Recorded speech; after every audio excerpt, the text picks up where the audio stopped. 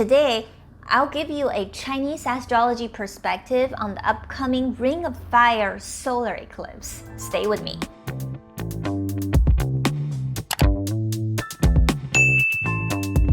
Welcome back to Choosing Gratitude. I'm Karen from ChoosingGratitude.net, and on this channel, I talk about everything related to manifesting your dream life. If you're new here, don't forget to subscribe to the channel, click that notification bell, and give this video a thumbs up, and let's manifest our dream lives by choosing gratitude. Can you believe that we've just been through a super powerful lunar eclipse? That was the blood moon lunar eclipse. And now, not even 10 days later, I'm here talking about an upcoming solar eclipse. These two eclipses are so close to each other, and each one is a powerhouse. We are living in a sort of an explosion of energy shift, so this video is really important. And before we go into today's solar eclipse, I want to make sure that you also watched my video about the lunar eclipse, which just happened, and the impact of these eclipses usually lasts about 6 months, so make sure you watch the video about the lunar eclipse up there. First, when we talk about eclipses, I want you to understand that the energy we experience around the time of an eclipse is like a snapshot of the energy we are experiencing in the next 5-6 months, okay? In order to look at this upcoming solar eclipse, we must take into consideration of the last lunar eclipse because it just happened, right? It's almost like that was the yin and now this is the yang. So we have to look at them side by side. During that lunar eclipse, at that time, remember the moon was in Sagittarius and the sun was in Gemini, okay? So the opposition of sun and moon created a kind of a tension. Now, when we look at the solar eclipse, the moon has moved all the way from Sagittarius to the opposite of Sagittarius, which is Gemini. The sun is still in Gemini, right? So the sun hasn't moved that much, but the moon moves much faster. Now we have a sun and moon conjunction in Gemini. Every solar eclipse is a conjunction of the sun and the moon, meaning the sun and the moon are together. When there is a conjunction, there is an explosive energy. Okay, so opposition, like the lunar eclipse, creates some kind of tension.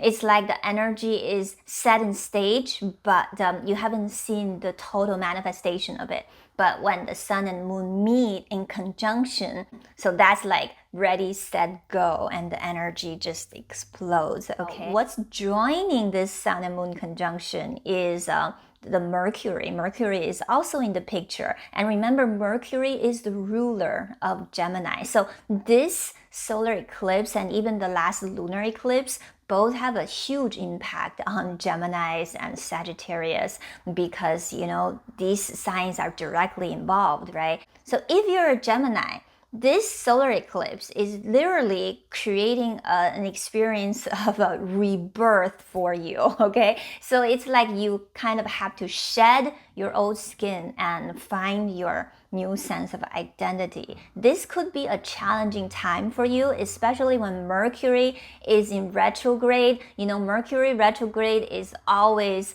challenging for Geminis because Mercury rules your life force. You know, when Mercury goes back, it's like you're slowing down. Usually Geminis are not very good at slowing down. They're usually always thinking, always talking, but during this time, you might feel like a slowdown of energy, and now the sun and moon are creating such a huge energy shift in your sign, and the Mercury is trying to pull you back. So you're gonna feel a sense of, you know, internal war going on. It's like the twin inside of you. One of them is wanting to go this way, the other one wants to go another way. So that's just something that you want to be aware of. If you're not a Gemini, but you're a Gemini rising, or you have a lot of planets in Gemini, you are going to feel this very strongly. And even if you're not Gemini, I want you to pay attention to where this is happening in your chart. And the other thing I want to point out is that the sun and moon are trining the energy of Saturn. Remember, we talked about in the previous lunar eclipse video,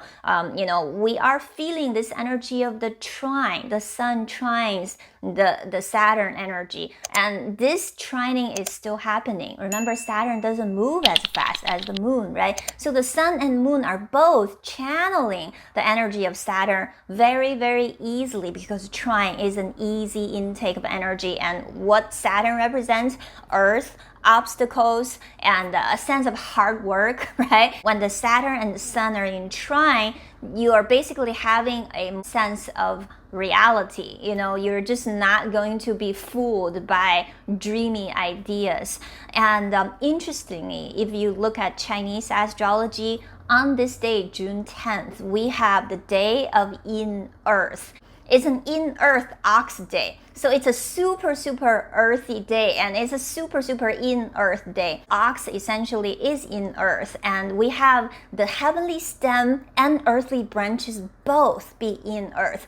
The core energy of this solar eclipse is not the sun, but it's actually the Earth. What is Earth? Earth is your center, right? Earth is earthly matters. So I wouldn't be surprised that we're going to see some earthly matters back in the center stage. Now let's look at how this in Earth interacts with other energies around it in Chinese astrology. On this day, we have the Yang Wood horse month, and we have the in metal ox year. When we look at all these elements, especially on the heavenly stems, meaning the top, okay, the first thing I notice is that the day energy and the month energy, they are a pair. Again, Yang Wood and in Earth are a pair. When they are a pair, what happens is that they meet and then they disappear together, okay? So on this day, what happens is that the Yang Wood energy, which should have been prominent today, which should have been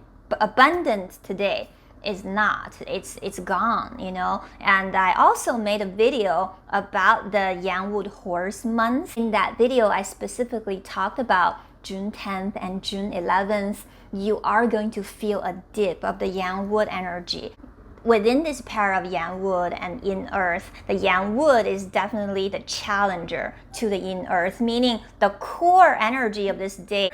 Remember, the core energy is in Earth. The core energy is being greatly challenged, okay? When you read a Chinese chart, usually, you know, the first thing you want to look at is whether or not the day energy is challenged. And in this case, unfortunately, it is, okay? When the lunar eclipse occurred, just because it was called a blood moon eclipse, everybody was freaking out. And I said that if you look at Chinese astrology, it's really not that bad. But when you look at this solar eclipse, even though it doesn't have a scary name, it doesn't sound like bloody, it's actually a little bit more challenging than the lunar eclipse. What this is telling me is that after experiencing that big shift through the lunar eclipse, we collectively have to face a real challenge. And usually Yang Wood in Chinese astrology is a pretty positive and prominent kind of energy. But in this case, unfortunately, it's not exactly positive because we don't see anything shielding this in Earth day energy. So the Yang Wood, which is usually positive, becomes a challenger. This is telling me that in the next 6 months, we may see something that we perceive as positive, as good for us, but it will turn out to be actually not good for us or challenging us. And I want you to also pay attention to the in metal energy here, because we have the year of in metal ox, right? The Yang Wood is so busy working with the in Earth day energy, the in metal energy is left alone. Usually the Yang Wood would be there to kind of take away some of the threat of the in metal from the year. Now the Yang Wood is busy, so what's happening is that we're gonna see a sudden boost of this in metal energy, which is telling me that we might see some sudden volatility in the market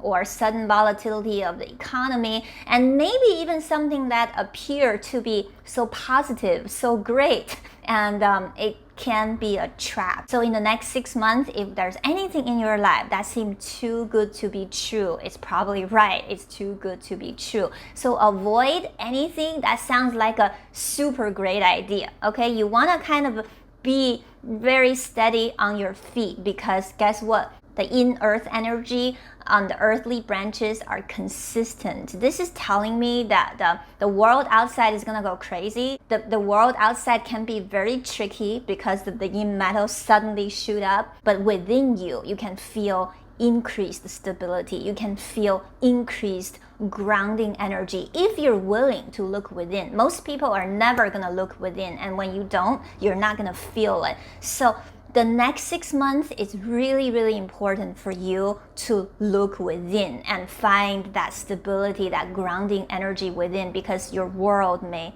go crazy. And don't be tricked by great investment vehicles. Don't be tricked by some great news, because you know what? We have to kind of stay cool, just like that ox, stay kind of flat and stable. That's our only way out. And the Western astrology is confirming that, because you know what? We're in a period of Mercury retrograde. When that happens, it's a great time to slow down and look within.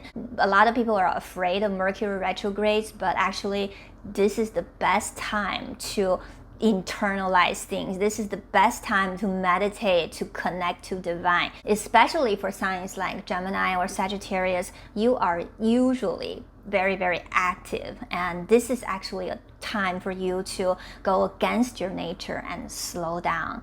This is telling all of us to stop being distracted by the crazy things happening outside of us and start focusing within, start finding stability within and finding spiritual connection within, and ground yourself. Thank you so much for watching today's video. Make sure you give this video a thumbs up, subscribe to the channel. I will see you in the next video.